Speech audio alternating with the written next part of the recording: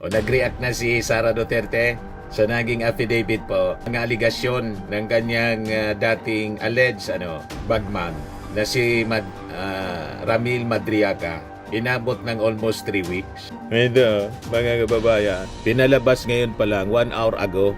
Ayan dated December 22. Official statement on the false accusations of a certain Ramil Madriaga from the office of the Vice President. So sabi ni Sara Duterte sa RTC Manila.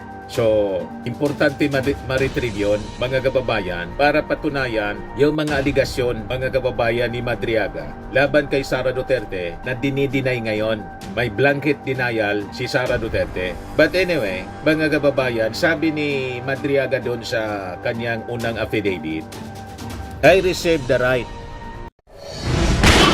Nagbabagang mga balita at pagtalakay sa mga isyu ng lipunan. Bulsa! Opinyon, banat at paglalantad sa katotohanan. Bulsa! What you see is what you get. You decide.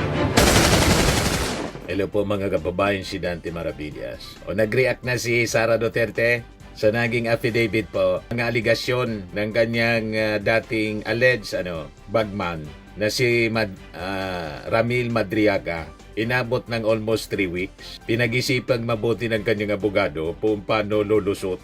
Kaya lang yung kanyang statement, mga kababayan, reaction, general denial lang. As usual, wala mang specifics, mga kababayan, na sinagot si Sara Duterte. Basta nag-deny siya. Ito, mga kababayan, pinalabas ngayon pa lang 1 hour ago.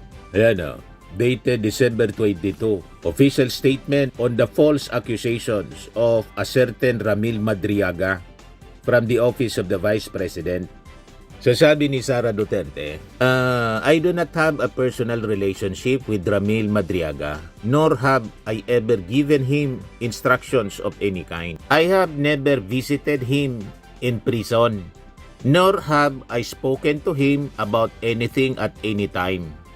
The photographs he submitted are unrelated images taken during public events where I was present. These images do not support his allegations and merely show that he was present as part of an election campaign group. Mr. Madriaga has offered no proof, no documents, no corroboration, only accusations. Bare allegations, no matter how loudly repeated, amount to nothing more than noise. Mr. Madriaga, who is currently facing serious criminal charges and has a prior criminal record, appears to be acting out of desperation to secure his release from detention. He is now disseminating false statements to government authorities as part of a concerted effort to obstruct and undermine my possible candidacy for president. Sara C. Duterte, Vice President of the Philippines, December 22, 2023. Wala man pirma po, pero galing ito sa kanyang publish ng kanyang opisina, Office of the Vice President of the Philippines. So as usual, ganon ang strategy ni Sara Duterte. Pag may mga akusasyon, gaano man ka-specific yung mga accusations po, kadetalyado, general dismissal lang po. General blanket denial ang kanyang ginagawa. Hindi man niya ina-address yung mga specific accusations o allegations na ibinabato sa kanya. Ganun yung mga previous po sa confidential funds, sa issue ng confidential funds. General denial lang. So sabi ni Sara, itong mga photographs daw na sinubmit, unrelated images taken during public events kung saan nandun siya. Ito yung mga pinost kasi, mga kababayan, ni Madriaga. Mga public events lang naman yan. Hindi man siya nag-deny na naging parte si Madriaga na election campaign group. Ayan Pero may picture na pinost si Madriaga na hindi man parte ng public event po. Yung video call. Di ba? Ayan video call, mga kababayan, ni Madriaga with Sara Duterte. At ang sabi niya, yung kanyang mga communications with Sara Duterte based sa kanyang affidavit, yung mga ebidensya nandun sa kanyang cellphone na nakadeposito sa RTC Manila. So, importante ma-retrieve yun, mga kababayan, para patunayan yung mga aligasyon, mga kababayan, ni Madriaga laban kay Sara Duterte na dinideny ngayon. may blanket denial si Sara Duterte. But anyway, mga kababayan, sabi ni Madriaga doon sa kanyang unang affidavit, I reserve the right to submit another affidavit on other matters pertaining to VP Sara Duterte, Attorney Manasseh Manscarpio, yung asawa ni Sara, Colonel Dennis Nolasco, Colonel Raymond Dante Lachica, Ombudsman Prosecutor Ryan Ray Kilala, OBP spokesperson Reynold Monsayak, and other persons who were involved in the distribution and delivery of money and other related matters. Kasi di ba inaakusa sa aligasyon mga kababayan na sinumpa ang salaysay affidavit ni Madriaga, inaakusa niya itong si Sara Duterte na tumanggap ng campaign fund mula sa operasyon ng Pogo at saka sa druga. Ayan, funding from Pogo operations. The funding for the ISIP Pilipinas National Campaign 2021-2022 along with other parallel groups came from Pogo operation. Pogo operators and drug dealers. I was able to identify several of these individuals during my frequent pickups of cash-filled bags at locations such as The Gate in Pampanga, Bertis North Mall and Seda Hotel in Quezon City, and the Grand Hyatt and BCG. Una yung delivery niya na ang sabi, handed to me portions of the money amounting to around 33 million to 35 million per duffel bag to be delivered to various people. Then yung delivery to Santiago family, 80 million pesos cash inside Vios. Yung pinakamalaki, yung 1 billion pesos cash inside Super Grandia na iniwan mga kababayan. Yan around the first quarter of February 2020, I was instructed by Master Sergeant Canlas, a PSG officer whom I came to know in Davao, to pick up a Super Grandia at Jollibee Kamuning, Quezon City and deliver it to a car wash along Daang Hari, Muntinlupa City. From the meeting point, I was told to proceed to Katarungan Village nearby where I handed the keys to two men who were inside a black Honda Civic. This delivery was later verified through a call from President Duterte himself, who confirmed that the vehicle was received by those two men whose names I can no longer recall. Napaka-specific mga kababayan yung mga akusasyon sa affidavit ni Madriaga, pero dinismiss lang through a blanket denial ni Sara Duterte sa napakaigsi na statement. Ayan po. But anyway, last week, yung abogado ni Madriaga, si Attorney Palad, pumunta po sa Office of the Ombudsman para isubmit yung affidavit po ni Madriaga. Ayan po. Attached hereto is the notarized affidavit of Mr. Ramil Madriaga, executed on November 29 and notarized by Attorney Cynthia Viñas Pantonal, containing the relevant narration of facts and circumstances that upon evaluation by your honorable office may call for administrative, criminal, and or other remedial action within the Ombudsman constitutional and statutory mandate. So ang bola mga kababayan nasa kay Ombudsman na Boyeng Rimulya na. Siguro under evaluation pa siyempre ng Office of the Ombudsman. Kasi last week pa man lang po sinubmit yung in-execute na affidavit ni Madriaga. So kahit mag-deny ng mag-deny si Sara Duterte, may power po ang Office of the Ombudsman to act on it. As stated by the lawyer ni Madriaga, we submit this referral in deference to the Ombudsman Authority to investigate and act upon acts or omissions of public officers and employees. And we respectfully request that the affiant and this law firm be duly informed of any action taken as well as any directives for further compliance. So obligado ang Office of the Ombudsman to act officially kasi official yung request through lawyer at sinumpa ang salaysay mga kababayan ang nakasubmit. So may obligasyon yung Ombudsman mga kababayan kahit mag-deny na mag-deny po si Sara. Diba? And base mga kababayan sa trabaho ng Office of the Ombudsman, when a document or complaint is submitted to the Ombudsman, it undergoes an evaluation process to check for the merit in jurisdiction, after which it can be dismissed, referred for comment, endorsed to another office, or forwarded for a formal investigation, preliminary or fact-finding to determine if an official faces administrative, civil, or criminal liability. The process aims to address issues against public officials like corruption, inefficiency, and misconduct by promoting public accountability. So yan po ang mga prosedimento, mga kababayan. And until today, wala pa man pong pinapalabas na statement yung Office of the Ombudsman after na maipa-receive ni Atty. Palad yung affidavit complaint laban kay Sara Duterte.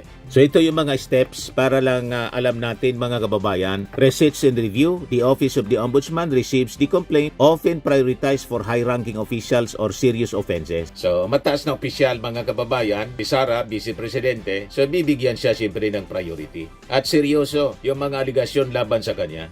Pangalawa, jurisdiction check. An investigating officer assesses if the case falls under the Ombudsman's authority or another government body. So ngayon, nasa evaluation phase yung Office of the Ombudsman. Kaya hintay lang po tayo mga kababayan. Kasi yung ombudsman natin, we have an active ombudsman. Hindi na tulad ng previous ombudsman, tinutulugan lalo kung mga kaalyado. Tulad ng nangyari, mga kababayan in the past, at kung mag-action man po, dismiss, tulad ng nangyari doon sa kaso ni Joel Villanueva. Hindi pinaalam, dismiss na pala. Pero ngayon, hindi sila lolusot sa mapagbantay na mga mata ni Boyeng Rimulya. Then merit assessment. The complaint is evaluated for palpable merit. Kung may merito ang kaso, ang reklamo. Kaya hindi pwede, paano lang po yon. Publicity lang, mga kababayan, yung statement ni Sara Duterte. Obligado sila, once na halimbawa pinatawag ng Office of the Ombudsman, obligado yung legal team ni Sara na sagutin. Kasi, mga kababayan, formal yung reklamong final. Diba po? Sa Office of the Ombudsman. So, ang possible actions after evaluation, mga kababayan, pwedeng i-dismiss kung hindi sufficient yung ebidensya sa reklamo o walang merito. It can be dismissed outright.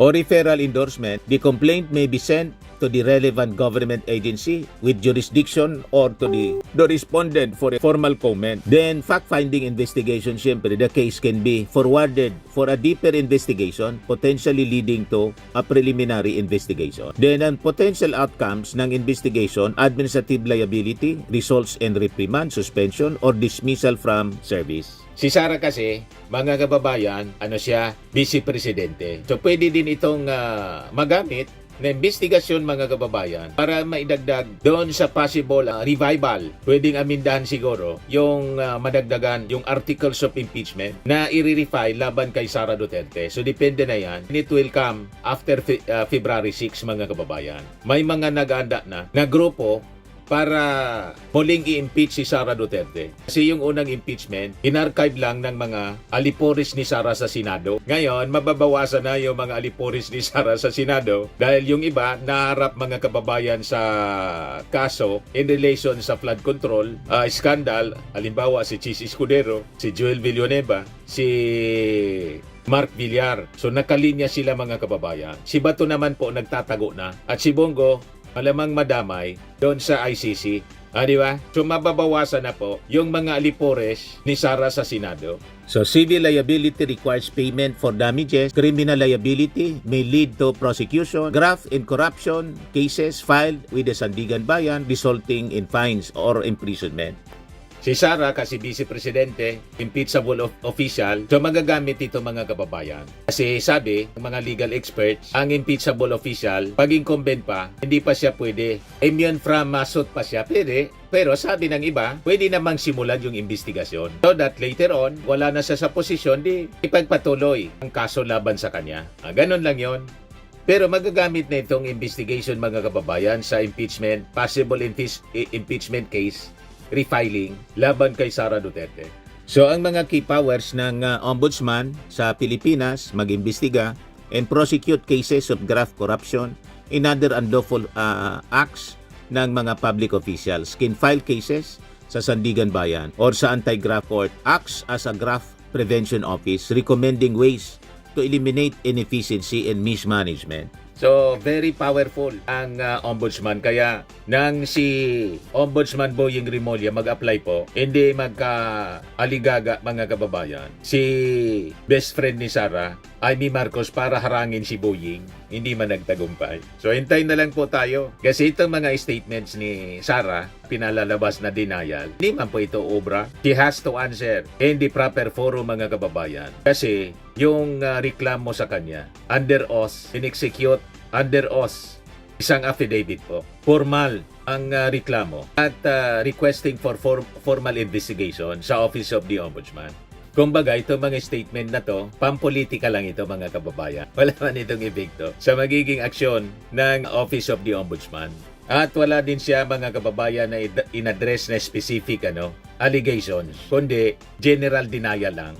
The usual blanket denial na ginagawa niya sa pamamagitan ng mga press releases, interview, or official statement po.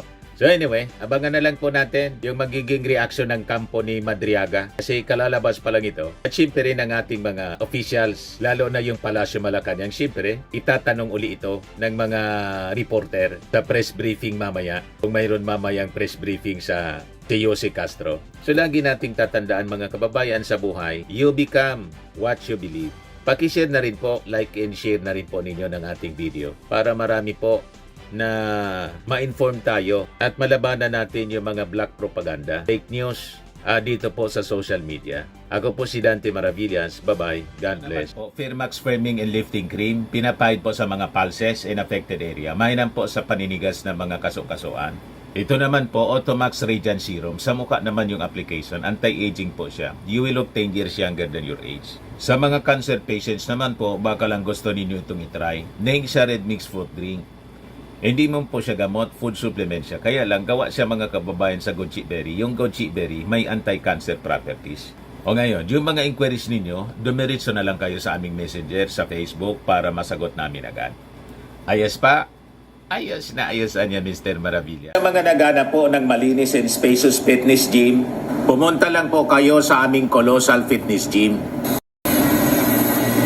May Grab car rental din po kami. But anyway, ito po pala yung aming bagong product na binibenta online. I am worldwide amazing pure organic barley powdered drink mix from Australia. Negosyo to ng aking anak na architect entrepreneur Riz Maravillas. Ayan po.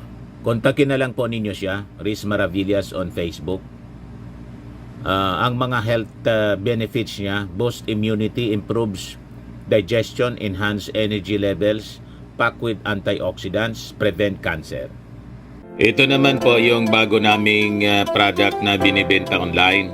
Eye Glow Serum, whitening po siya. Tingnan ninyo yung epekto sa aking anak na architect before and now. Yung mga inquiries po ninyo, dumiretso na lang kayo sa kanyang Facebook account, Riz Maravillas.